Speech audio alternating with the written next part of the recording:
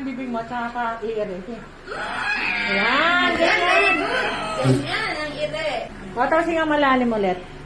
Oh, kaya ko to. Ganun ang isip. Yung isa ganun inisip niya. Kaya ko to. 13 iaanak ko, ganun. O, sige. Pagpuitin. Sige, very good. Pagpuitin ha.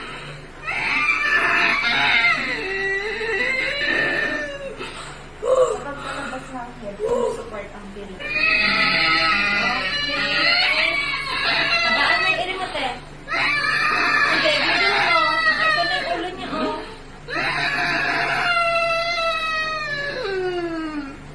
Para po. Sige.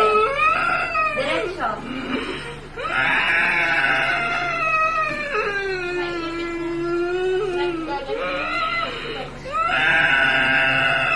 Diretso mo yung ire. Igigil mo, igigil. Nasa lalaman mo yung ire mo. Bawe, ito na yung ulo niya. Haba ulo niya eh. Diba, ang ganda mo pa rin, no? Diba? Parang hindi mo na.